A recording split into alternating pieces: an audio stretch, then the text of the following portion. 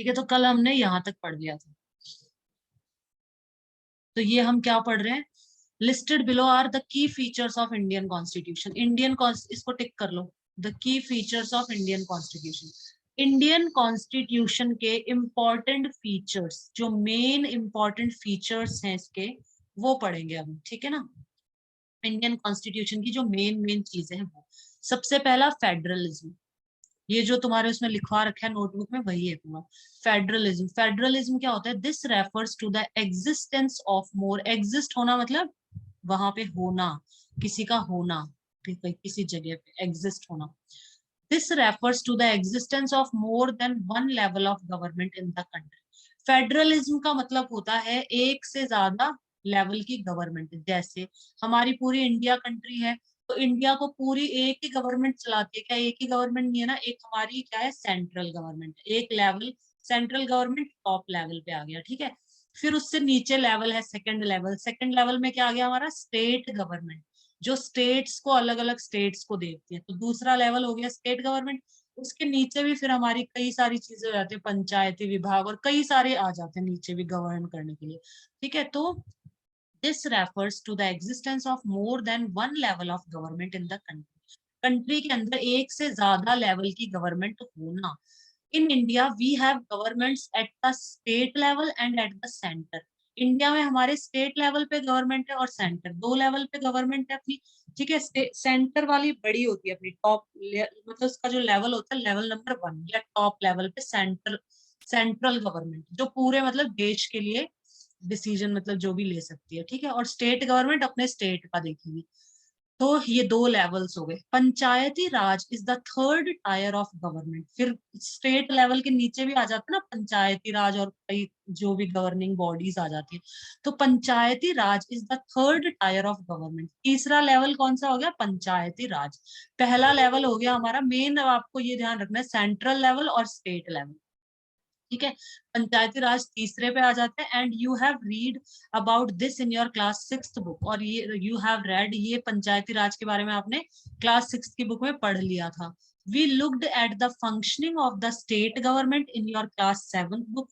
State government की functioning हमने 7th book में पढ़ ली थी, 7th क्लास की बुक में। ये मैं वापस बता दूंगी। And this year we will read more about the central. इस साल हम सेंट्रल गवर्नमेंट के बारे में पढ़ेंगे। मैं दोनों बता दूंगी, स्टेट गवर्नमेंट सेंट्रल दोनों का बता दूंगी, ठीक है। स्टेट गवर्नमेंट थोड़ा सा तो ध्यान रखो, स्टेट गवर्नमेंट तो क्या होता है, जो स्टेट राज्य, जो राज्य पे स्टेट को गवर्न करती है। जैसे राजस्थान है अपना, तो राजस्थान की गहलोत सरकार है ना, मतलब कांग्रेस गवर्नमेंट है राजस्थान के अंदर, ठीक है। तो ऐसे ही पंजाब स्टेट है, हरियाणा स्टेट है, दिल्ली है, और जो अलग अलग जो भी स्टेट्स हैं उन सबकी गवर्नमेंट, जो जो स्टेट को जो गवर्न कर रही है, और एक सेंट्रल गवर्नमेंट होगी अपनी। तो this year we will read, हम सेंट्रल गवर्नमेंट के बारे में पढ़ेंगे इस साल। फेडरलिज्म का सीधा सिंपल सा मतलब है, फेडरलिज्म का मतलब है कि जो पूरी कंट्री है वो एक एक सरकार नहीं चलाती पूरे देश को। पूरे देश में लेवल है, सरकार के लेवल है, गवर्नमेंट के लेवल है। लेवल 1 पे सेंट्रल गवर्नमेंट, लेवल 2 पे स्टेट गवर्नमेंट, लेवल 3 पे पंचायती राज, ठीक है।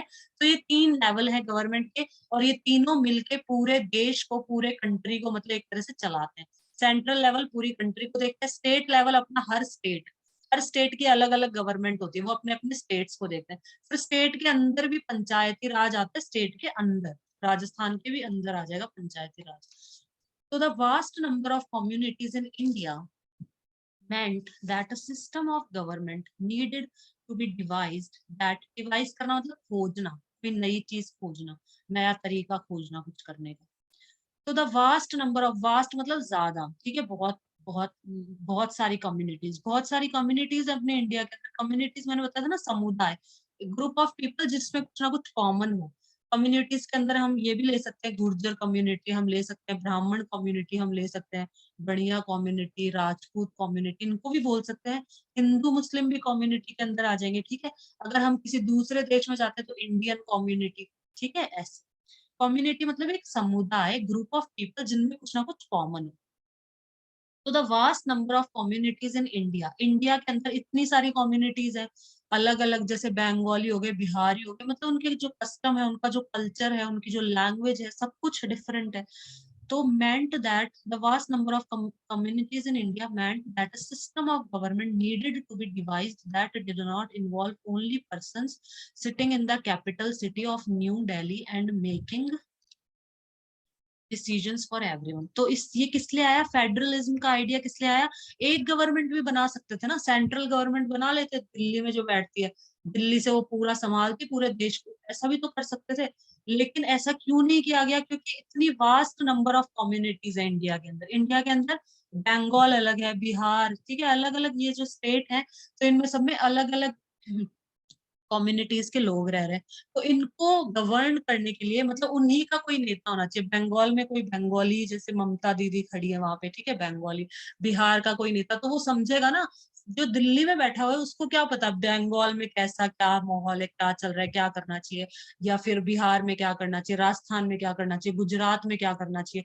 दिल्ली वाले को तो इतना नहीं पता होगा ना, तो जो स्टेट में रह रहा है उसको तो सब कुछ पता होगा अपने स्टेट के बारे में कम से कम।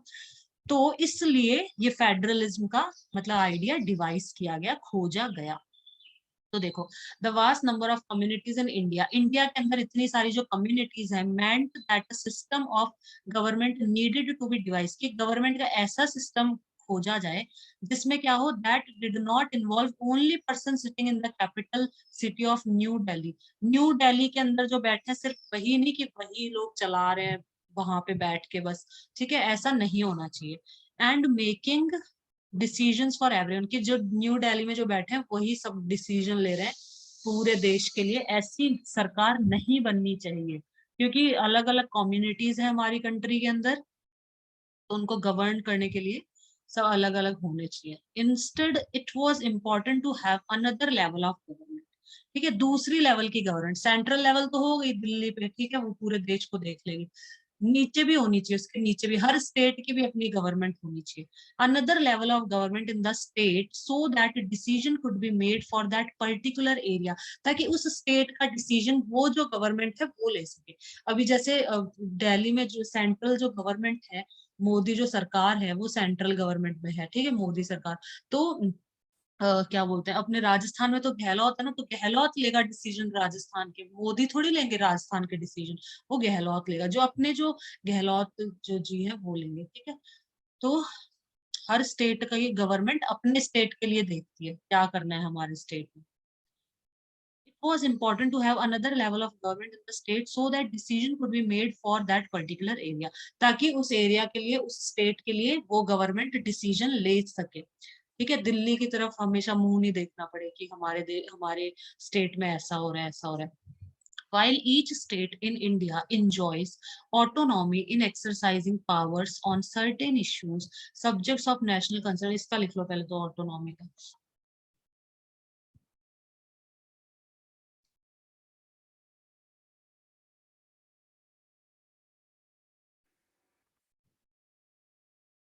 ऑटोनॉमी का मतलब होता है the right of a person, an organisation, a region etcetera to govern और control his her its own affair. Right of a person, किसी पर्सन का अधिकार, ऑर्गेनाइजेशन का, रीजन का, एक्सेट्रा टू गवर्न और कंट्रोल हिज और हर ओन अफेयर्स। ऑटोनॉमी का मतलब हो गया जैसे जो गहलोत सरकार है वो अपने राजस्थान के जो भी अफेयर्स हैं, जो भी मतलब मामले हैं वो सब वो सुलझाएगी, ठीक है ना।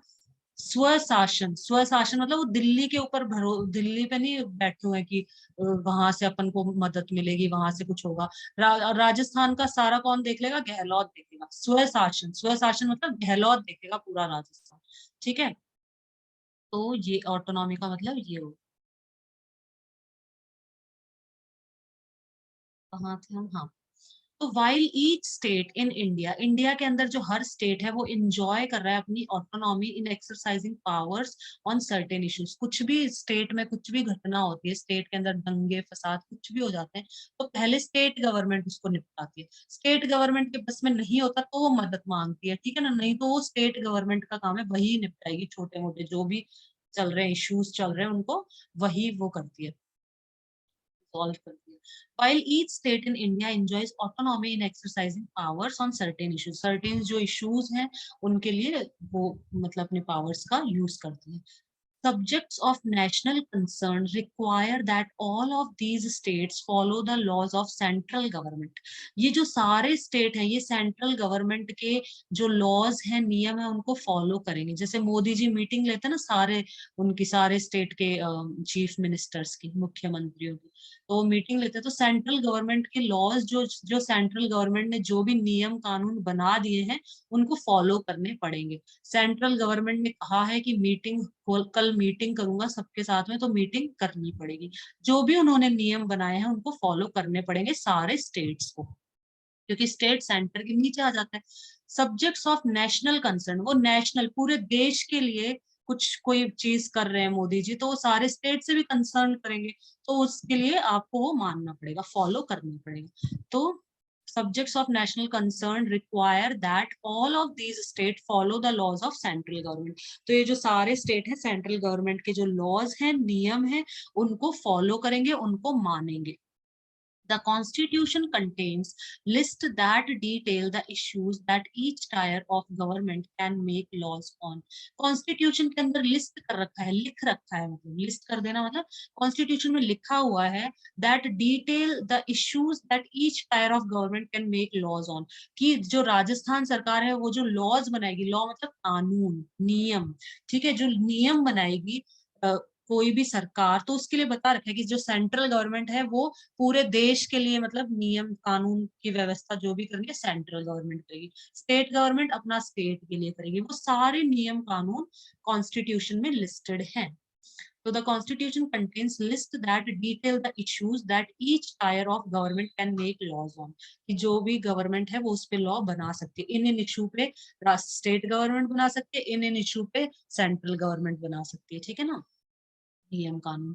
In addition, the Constitution also specifies where each tier of government can get the money from for the work that it does। हर जो गवर्नमेंट जो काम करती है, जैसे राजस्थान स्टेट, राजस्थान की जो गवर्नमेंट है वो जो काम करेगी उसको पैसा कहाँ से मिलेगा, तो वो भी कॉन्स्टिट्यूशन में लिख रखा है कि पैसा सेंट्रल गवर्नमेंट देगी या फिर जो भी राजस्थान का जो टैक्स आएगा वो राजस्थान गवर्नमेंट के पास जाएगा। जैसा भी है वो सब कॉन्स्टिट्यूशन में लिखा हुआ है कि पैसा कहाँ से मिलेगा, सेंट्रल गवर्नमेंट को पैसा कहाँ से मिलेगा, स्टेट गवर्नमेंट कौन कौन से टैक्सेस स्टेट गवर्नमेंट के अंदर आते हैं, कौन कौन से टैक्सेस सेंट्रल गवर्नमेंट के अंदर आते हैं, ये सब कुछ स्पेसिफाई कर रखा है कॉन्स्टिट्यूशन के अंदर, ठीक है। कि मतलब अपने स्टेट में कोई स्कूल बनवानी है, अपने स्टेट में रोड बनवानी है, अपने स्टेट में कुछ भी बनवाना है, तो हॉस्पिटल्स बनवाने हैं, गवर्नमेंट सरकारी हॉस्पिटल सरकारी स्कूल, तो वो जो स्टेट गवर्नमेंट के पास पैसा आएगा वो कहाँ से आएगा, वो कौन कौन से टैक्सेस स्टेट गवर्नमेंट के पास जाएंगे, कहाँ कहाँ से पैसा उसके पास आएगा, कि कहाँ कहाँ से सेंट्रल गवर्नमेंट के पास पैसा आएगा, ये सब कुछ कॉन्स्टिट्यूशन में स्पेसिफाई कर रखा है, लिख रखा है। Under, in addition, the Constitution also specifies where each tier of government can get the money from for the work that it does. Under federalism, the states are not merely agent of the federal government, but draw their authority from the Constitution as well. All persons in India are governed by laws and policies made by each of these level of government. ये देखो, under federalism, the state are not merely agent of the federal government, but draw their authority from the constitution as well। Constitution से भी मतलब इनको अधिकार है ना, पूरे इनको अथॉरिटी है, जो गवर्नमेंट से इनको कॉन्स्टिट्यूशन ने भी अथॉरिटी दे रखी है गवर्न करने के लिए, ठीक है ना। तो ऑल पर्सन इंडिया में जितने भी लोग हैं आर गवर्न बाय लॉ, जो नियम कानून जो भी गवर्नमेंट ने बनाए हैं सरकार ने, उसको हम मानते हैं ना, सरकार ने जो भी नियम कानून बना दिए हम उनको फॉलो करते हैं, हम उनको मानते हैं। तो जो सारे पर्सन है इंडिया में are govern by laws and policies, तो ये लॉज और पॉलिसीज के द्वारा ही गवर्न किए जाते हैं, मतलब लोग मानते हैं इन सब चीजों को। Made by each of these level of government, जो भी स्टेट गवर्नमेंट ने जो नियम लॉज बना दिए कि इतने साल से इतने साल तक का बच्चा ये फॉर्म भर सकता है, ये फॉर्म इतने साल वाले भर सकते हैं, या फिर और जो भी नियम बना दिए कि 9 बजे के बाद किसी लेडी को अरेस्ट नहीं कर सकते, ठीक है, इस तरह के कई सारे नियम बना रखे, तो वो हमें फॉलो करने पड़ेंगे, ठीक है। अभी सेंट्रल गवर्नमेंट मतलब पूरे देश के लिए बन गया ना कि जो मैरिज एज है वो इंक्रीज कर दी गर्ल्स की, तो जो भी लॉज है वो हमें मानने पड़ेंगे, सरकार जो भी नियम कानून बनाती है वो हमें सब मानने पड़ेंगे। तो ये फेडरलिज्म आ गया समझ में। फेडरलिज्म का सीधा सा मतलब है, वापस से समझा देती हूँ, पूरा ब्रीफ कर देती हूँ। सीधा सा मतलब फेडरलिज्म मतलब कि एक कंट्री को, एक देश को एक सरकार नहीं चलाएगी, लेवल ऑफ गवर्नमेंट चल, लेवल ऑफ गवर्नमेंट, ठीक है। गवर्नमेंट के लेवल मतलब ऊपर एक गवर्नमेंट, दूसरी गवर्नमेंट, तीसरी, मतलब दो तीन लेवल होंगे, तो उसको हम फेडरलिज्म बोलते हैं। बस आ गया समझ में सौरभ फेडरलिज्म अच्छे से।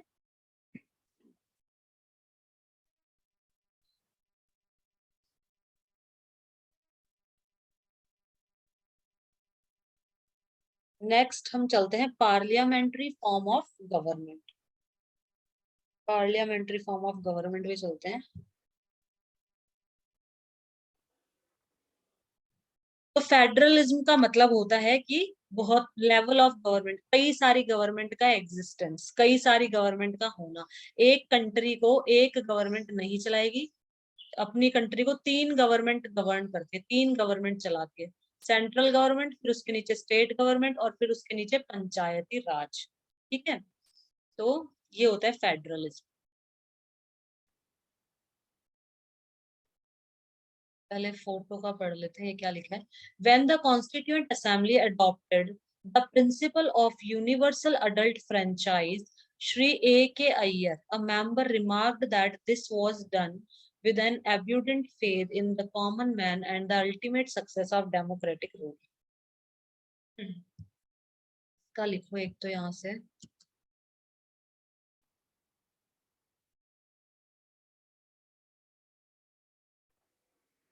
फ्रेंचाइज क्या होती है, कोई भी कंपनी वो अपने प्रोडक्ट्स या कोई भी चीज दे देती है दूसरे कंपनी को सेल करने के लिए, मतलब दूसरे उसको।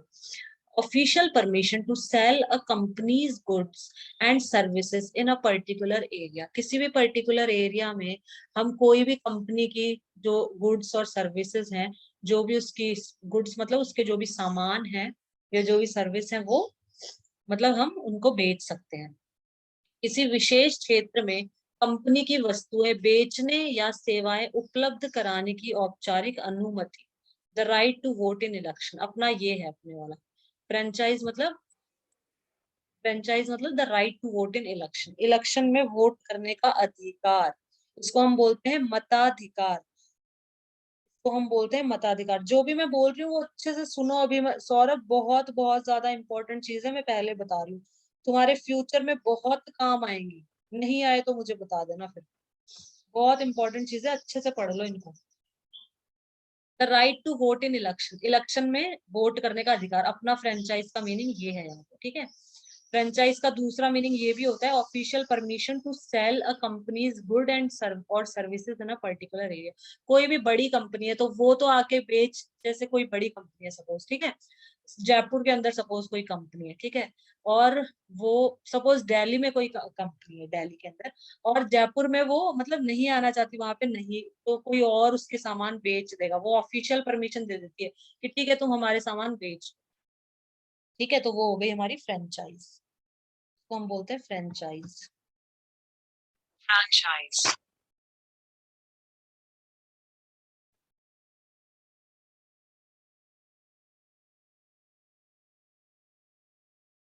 जैसे मैकडोनल्ड है, मैकडोनल्ड की फ्रेंचाइज यहाँ पे है मैकडोनल्ड की, ठीक है, कि मैकडोनल्ड अपने यहाँ पे खुले हुए हैं ना, तो यहाँ से हम इसकी सर्विसेज ले सकते हैं। मेन कहाँ है मैकडोनल्ड का? Subway rest.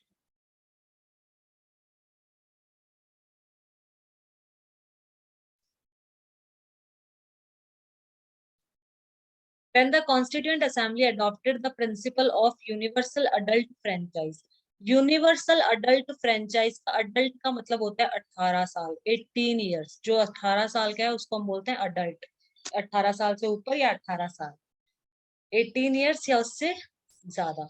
तो यूनिवर्सल अडल्ट फ्रेंचाइज मतलब जो अडल्ट है, जो 18 ईयर का है या उससे ज्यादा एज का है, वो वोट दे सकता है। When the Constituent Assembly adopted the principle, जब Constituent Assembly ने अडॉप्ट किया, अडॉप्ट करना मतलब एक तरह से अपना लेना, इन्होंने अपना लिया किस।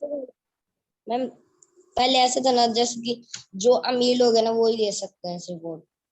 हाँ, पहले मतलब वोट देने का राइट जैसे लेडीज को नहीं था, कि औरतें नहीं दे सकती वोट, ठीक है, और हाँ मतलब जो रिच लोग थे वही मिलके कानून, जो भी टॉप पे थे ना वो मिलके कानून बना देते थे और सबको फॉलो करने होते थे, ऐसा था। 18 से ज्यादा के 22 के ही दे सकते थे पहले।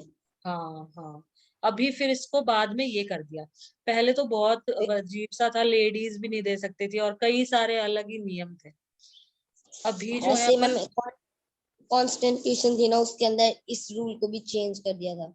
हाँ इसको चेंज कर दिया गया ना, फिर कॉन्स्टिट्यूशन के अंदर इसको चेंज कर दिया गया when the constituent assembly adopted the principle of universal adult franchise. जब कॉन्स्टिट्यूएंट असेंबली ने अपनाया यूनिवर्सल अडल्ट फ्रेंचाइज के सिद्धांत को, कि मतलब जो भी 18 साल या उससे ऊपर के हैं वो वोट दे सकते हैं, चाहे वो लड़का हो चाहे वो लड़की हो, ठीक है, वो वोट दे सकते हैं। Shri A K Ayyar, a member, A K Iyer ये एक मेंबर है, कॉन्स्टिट्यूएंट असेंबली के मेंबर हैं, remarked that this was done with an evident faith in the common man and the ultimate success of democratic rule।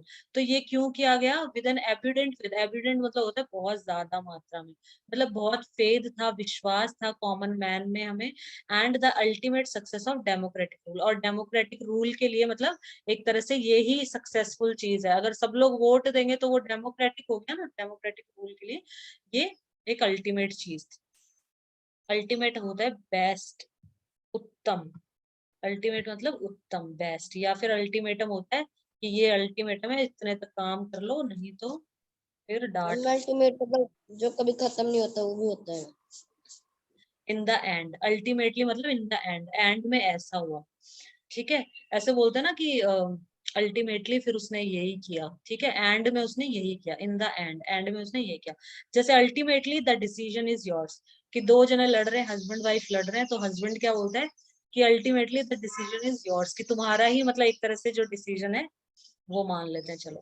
At the most basic level या most importantly, ultimate का मतलब ये भी होता है at the most basic level और most importantly, सर्वाधिक महत्वपूर्ण रूप से। एक तो इन द एंड, अंत में, ठीक है ना, अल्टीमेटली अपन बोलते हैं ना, अल्टीमेटली फिर ऐसा हो, अंत में मतलब आखिरकार यही हुआ। और अपने वाला ये है, अपना ये नहीं है, अल्टीमेटली नहीं है, अपना ये है सेकंड वाला, at the most basic level, most importantly मतलब आधारभूत रूप से, मूल, सर्वाधिक महत्वपूर्ण रूप से।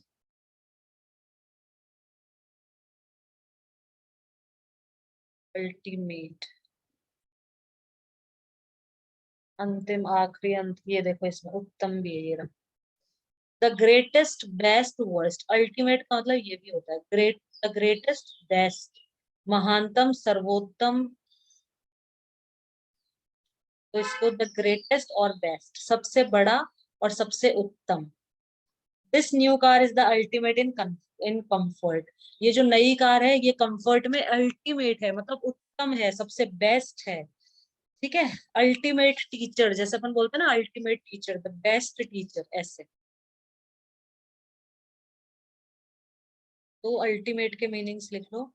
तो यहाँ पे क्या है, एविडेंट फेथ मतलब बहुत ज्यादा फेथ था कॉमन मैन में, and the ultimate success of democratic rule, और डेमोक्रेटिक रूल के लिए एक तरह से मतलब बेस्ट सक्सेस मतलब मेथड था ये, कि सब लोग वोट देंगे तो डेमोक्रेटिक रहेगा। And in the full belief that the introduction of democratic government on the basis of adult suffrage will bring enlightenment to promote the well-being। Suffrage का भी लिख लो, इसका भी वही है, वोटिंग,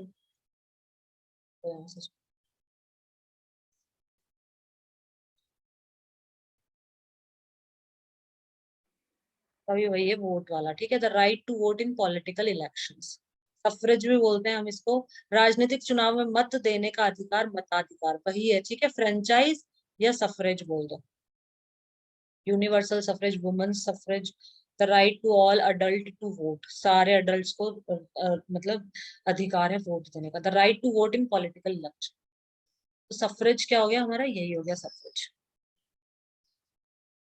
एनलाइटमेंट कर देना मतलब किसी को, उसको बहुत ज्यादा मतलब नॉलेज और उस पे पहुंच जाना, एनलाइटमेंट, इसका भी लिख लो यहाँ से। The process of gaining knowledge and understanding something और making somebody understand something clearly. The process of gaining knowledge, knowledge gain करना, एंड अंडरस्टैंडिंग समथिंग और कुछ समझना, and making somebody understand something clearly और किसी को समझाना, खुद नॉलेज लेना, गेन करना, उसको समझना, किसी चीज को समझना और किसी को समझाना, ये एनलाइटमेंट में आ जाता है। एनलाइटनमेंट में आ जाता है सारा, किसी चीज को समझने की क्रिया और किसी को कोई बात स्पष्टता समझाने की क्रिया। जैसे Gautam Buddha renounced the world after gaining enlightenment.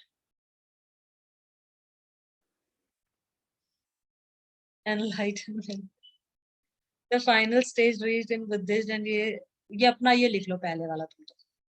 Process of gaining knowledge, enlightenment मतलब होता है नॉलेज गेन करना, ठीक है, कोई चीज को समझना या फिर किसी को समझाना कोई चीज क्लियरली। जैसे Gautam renounce the world after gaining enlightenment.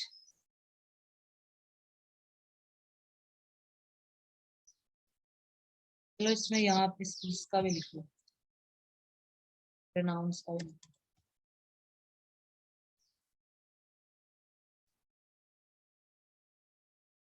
देखो, टू से formally that you no longer want to have something और to be connected with something, किसी पर दावा या स्वामित्व बकायदा छोड़ देना, त्याग देना। रिनाउंस मतलब, रिनाउंस मतलब किसी चीज को त्याग देना, छोड़ देना। टू से formally that you no longer want to have something, formally कहना कि हमें नहीं चाहिए ये चीज, और to be connected with something, त्याग देना। तो कहाँ था ये, हाँ ठीक है, आगे चलते। बस आज हम यही करेंगे, उसके बाद वो पढ़ेंगे अपन जो तुमने भेजा ना वो। And in the full belief that the introduction of democratic government on the basis of adult suffrage will bring enlightenment and promote the well-being, the standard of life and the comfort and the decent living of the common man. तो ये क्या है कि इस चीज से, इस पूरे में यही बोला गया है कि in the full belief that the introduction of democratic government, democratic जो गवर्नमेंट हम इंट्रोडक्शन कर रहे हैं, इसके बेसिस पे, अडल्ट सफरेज के बेसिस पे, मतलब अडल्ट वोट देंगे, विल ब्रिंग एनलाइटनमेंट, ये एक तरह से मतलब एनलाइटनमेंट लेके आएगा, प्रमोट वेल बीइंग मतलब सब कुछ अच्छा होगा, the standard of life, comfort, decent living of common man. तो ये एक तरह से लोगों के हित में होगा, लोगों की भलाई में होगा। Austin G 1966, the Indian constitution corner stone of a nation, Clarendon Press, Oxford. The photo below shows people standing in line to cast their vote. Vote cast करना मतलब वोट देना। ये देखो लोग वोट देने के लिए देखो कैसे लंबी लाइन में खड़े हैं। पहले तो वोटिंग की प्रोसेस बहुत मतलब वैसे होती थी, पेपर पे वो स्टैम्प लगा के, अभी तो बहुत इजी हो गया, बटन दबा दो बस। ईवीएम मशीन में बटन दबाना होता है, तो अभी तो जल्दी जल्दी होता है, पहले तो बहुत लंबा वेट करना पड़ता था, देखो लोग कितना वेट कर रहे हैं। ठीक है, ये हम कल करेंगे, अभी Saurabh parliamentary form of government हम कल पढ़ेंगे।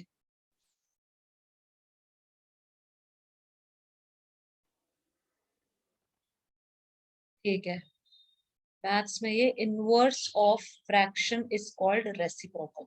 रेसिप्रोकल क्या होता है, सबसे पहले रेसिप्रोकल क्या होता है? Reciprocal, inverse of fraction is called reciprocal, मतलब होता है, देखो ये कोई फ्रैक्शन है 1/2, एक फ्रैक्शन है, ठीक है, इसका इनवर्स कर देना, इनवर्स मतलब 2 को ऊपर लिख देना और 1 को नीचे लिख देना। उल्टा इस, कर देना, हाँ क्या कर देना? उल्टा, उल्टा कर ऑपोजिट। देना।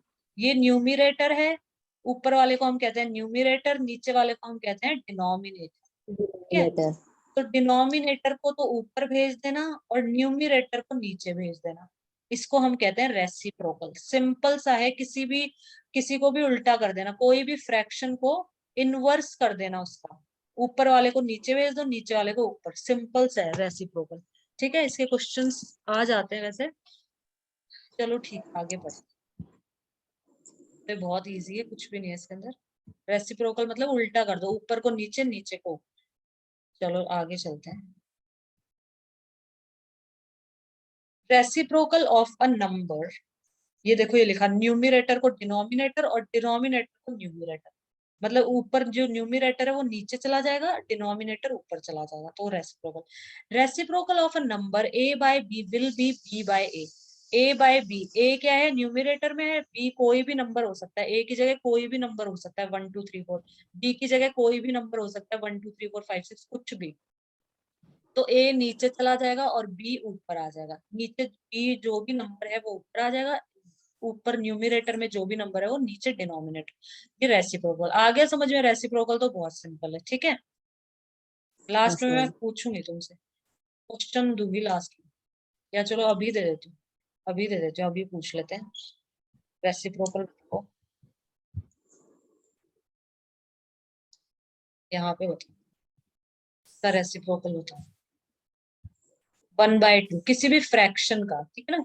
1/2 का लिख दो इसके आगे, लिखते जाओ, मैं लिख। 3/5 का बताओ। चलो ये दो ही बता दो बस।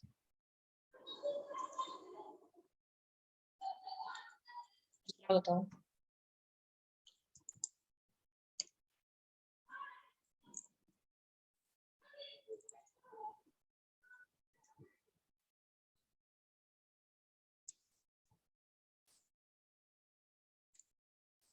5, ठीक है, बहुत अच्छे। आगे चल, अब आगे क्या है, रब कर लेते हैं, एक मिनट, रब कर दो।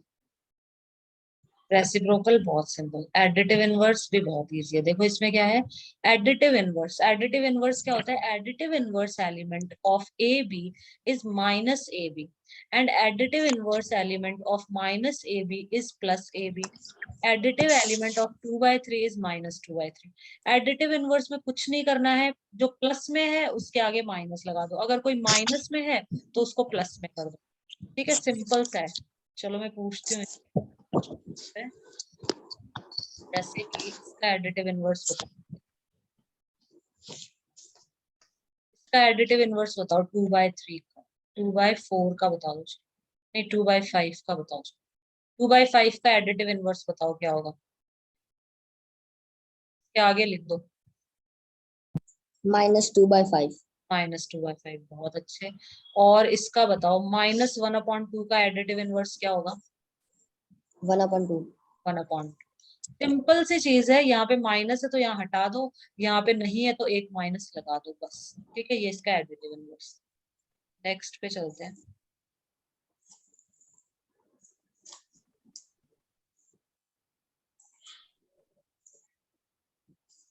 कर लेते हैं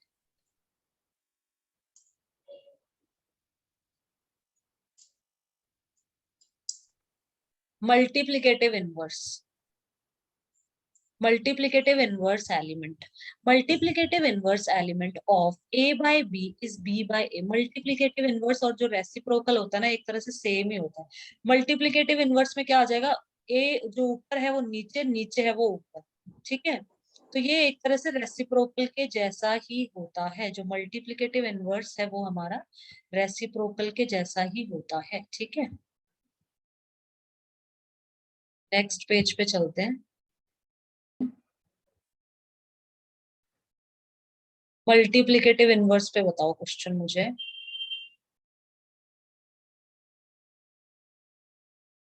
हाँ ये बताओ, 5/2 का मल्टीप्लिकेटिव इनवर्स बताओ।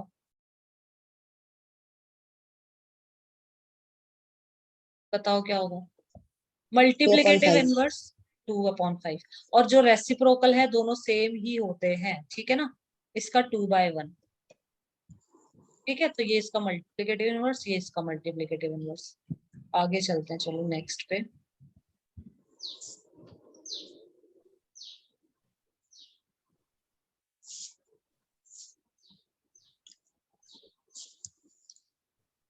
डिस्ट्रीब्यूटिव प्रॉपर्टी, हाँ बोलो। मैम जब जो नंबर होता है अपॉन में होता है ना, जो उसको एकदम करेक्टली क्या बोलते हैं?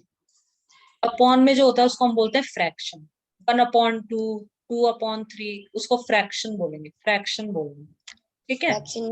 ऐसे अब जो 1/, बोलते हैं ना, अपॉन की जगह या फिर अपॉन ही आएगा, या फिर कुछ और आता है एकदम करेक्टली? 1/2 भी बोलते हैं हम। 1/2 बोलने में पूछ रहे हो ना कि बोलते कैसे हैं। हम इसको बोलते हैं yes one ma'am. Over two ऐसे भी बोल सकते हैं। हम इसको बोल सकते हैं 1/2 ऐसे भी बोलते हैं कई लोग। कई लोग बोलते हैं तो 1/2। क्या कह रहे हो। 1/2। हाँ, 1/2 लिख दो, हाँ 1/2 भी बोल सकते हैं। 1/2 बोल दो, 1/2 बोल दो, 1/2 बोल दो, ठीक है, सारे सही है, ठीक है।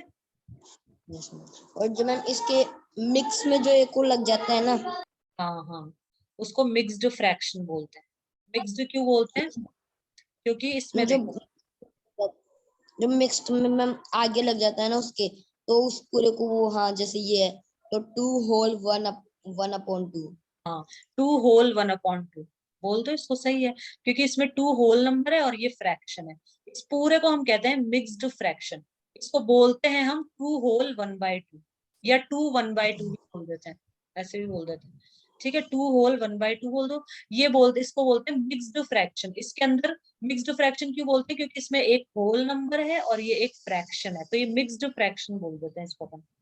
ठीक है, यस मैम। तो आगे चलते हैं। डिस्ट्रीब्यूटिव प्रॉपर्टी बहुत सिंपल है। डिस्ट्रीब्यूटिव प्रॉपर्टी में क्या होता है? ए ब्रैकेट बी प्लस सी, इसके अंदर क्या होगा? इस ए को बी से भी इंटू करेंगे, फिर ये प्लस का साइन ए को सी से भी इंटू करेंगे। एग्जांपल दे दूंगी अभी। ए को बी से इंटू करेंगे, माइनस का साइन ए को सी से भी इंटू करेंगे। मतलब ये जो ए है, ये इन दोनों से मल्टीप्लाई होगा। क्या होगा? मल्टीप्लाई।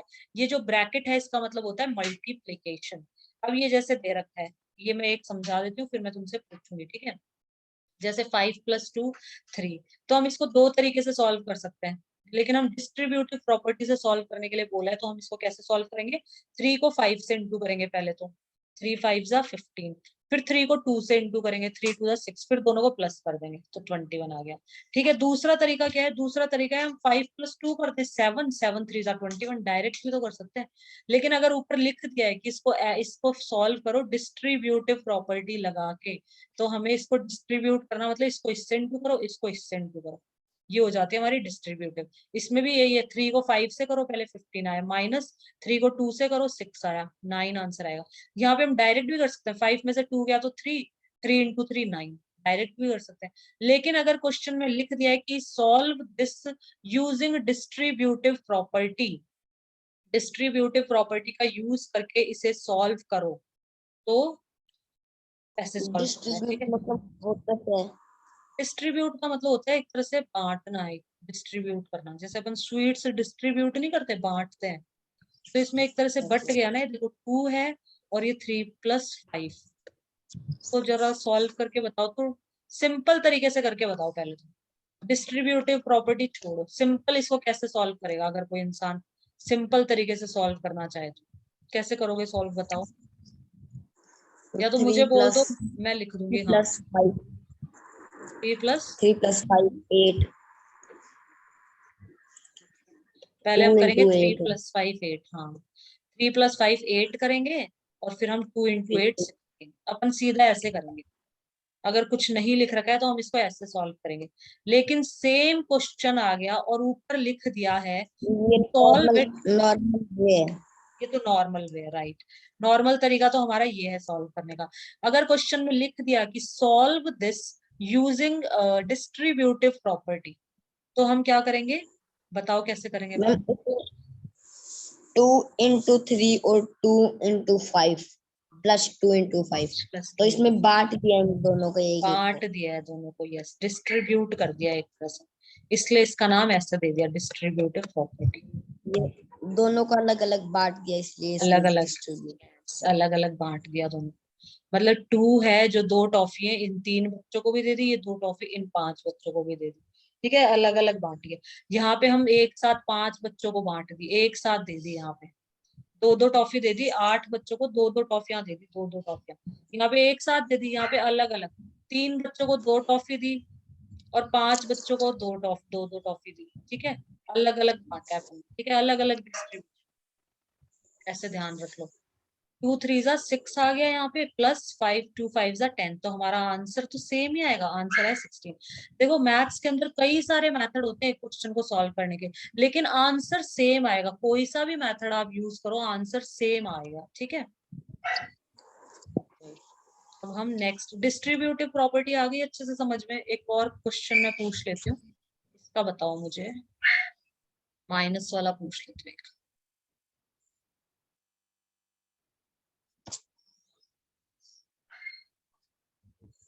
इसमें इसको सॉल्व करके बताओ, solve this using distributive property, बताओ कैसे करेंगे? तुम बोल दो, मैं लिख दूंगी। बोल दो तुम। 2 into 5 2 into 5 ठीक है। minus हाँ, 2 into 3. बहुत अच्छे। आगे क्या आएगा, नेक्स्ट बताओ। 2 into 5 is equal to 10 minus 2 into 3 is equal to 6. हाँ, 10 माइनस 6 कितना आ जाएगा, 4। तो So आंसर it's 4. वैसे भी 4 आएगा, 5 में से 3 गया तो 2 बचा, 2 टू जा 4, वैसे भी 4 आएगा। ठीक है, तो ये सिंपल से अपनी डिस्ट्रीब्यूटिव प्रॉपर्टी। डिस्ट्रीब्यूट मतलब एक तरह से बांटना, अलग अलग कर दिया हमने, उसको बांट दिया, डिवाइड कर दिया। ठीक है, अब नेक्स्ट चलते हैं हम। मैथ्स तो हो गया पूरा। Yes, ma'am.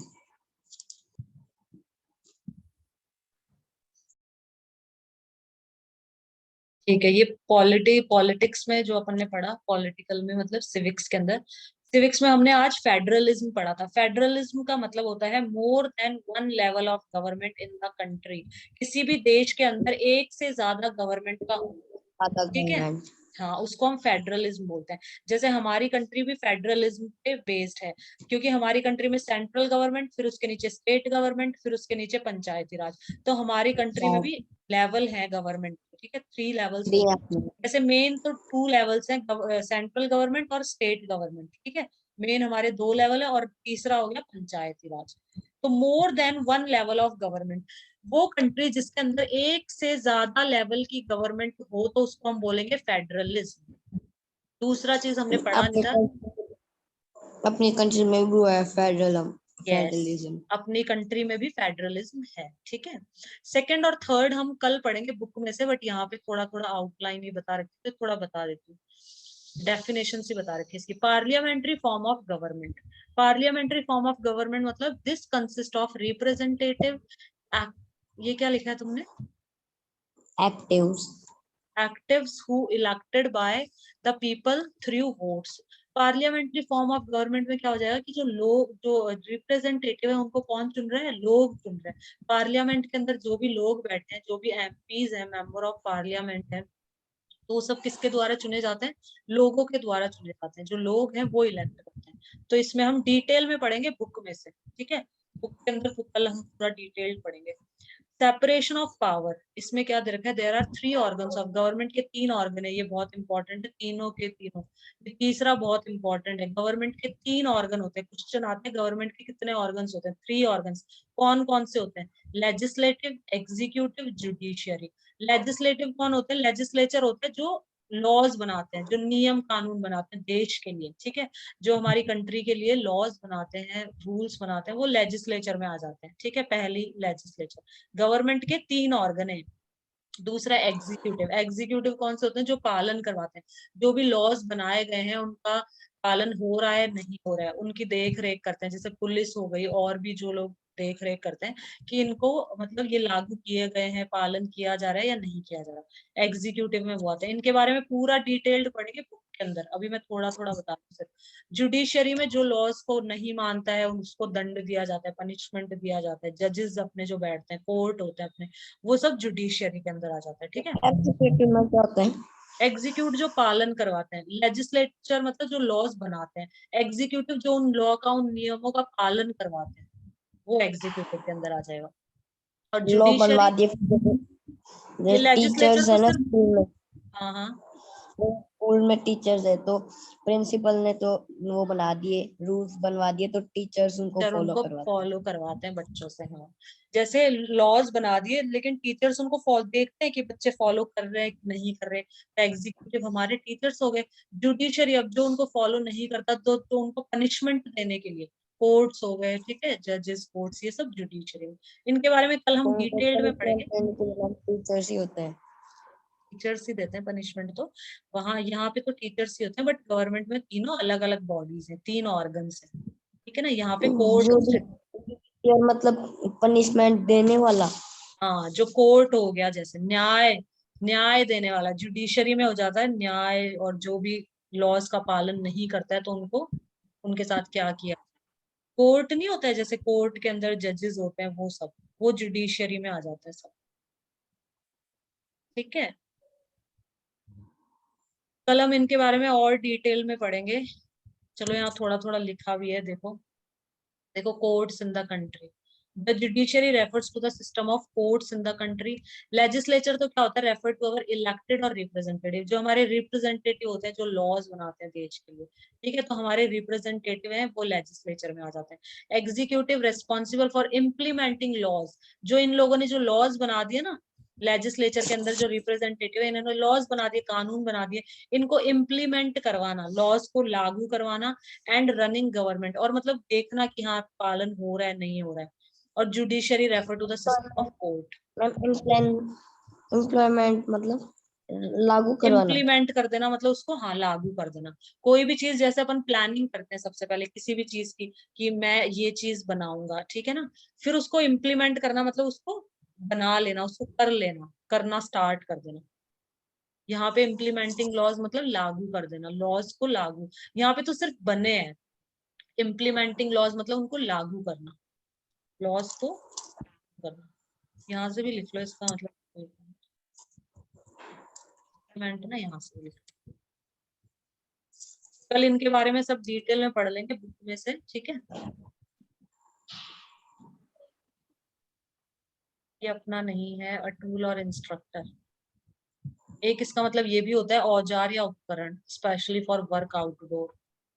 फार्म इम्प्लीमेंट, जैसे खेतों के अंदर अपने जो भी टूल्स हैं, जो भी इंस्ट्रूमेंट यूज होते हैं, तो फार्म मतलब खेत, खेत इम्प्लीमेंट, जैसे हल, हल का यूज करते हैं या ट्रैक्टर का यूज करते हैं, ट्रैक्टर के पीछे जो लगाते हैं ना हल चलाने के लिए, उन उन टूल्स का, जो भी टूल्स का हम यूज करते हैं खेती के अंदर, जिन भी टूल्स का यूज किया जाता है, जो औजार या इंस्ट्रूमेंट, वो उनको भी हम इम्प्लीमेंट बोलते हैं। अपना वाला ये है टू स्टार्ट यूज, कोई हमने प्लानिंग करी कि हम ऐसा करेंगे और उसको यूज करना चालू कर देना, मतलब जैसे लॉ बनाया, कानून की प्लानिंग करी कि ऐसा कानून बनना चाहिए, और to start using a plan or system, अब उस लॉ को, उस कानून को यूज करना, इम्प्लीमेंट कर देना, मतलब योजना आदि पर अमल करना, उसे व्यवहार में लाना, कार्यान्वित करना, कार्यान्वित मतलब उसको वर्क में लेके आ जाना। बना तो दिया, सोच तो लिया, मतलब लॉ बना दिया, कानून बना दिया, या कोई चीज सोच ली, ठीक है, बट उसको इम्प्लीमेंट भी तो करो, उसको मतलब स्टार्ट, मतलब उसको काम में भी तो लेके आओ, to start using a plan, उस प्लान को यूज भी तो करो, सिस्टम को यूज, कोई लॉ बना दिया, सिस्टम बना दिया, उसको यूज भी करो, ठीक है। आगे समझ में। Yes ma'am.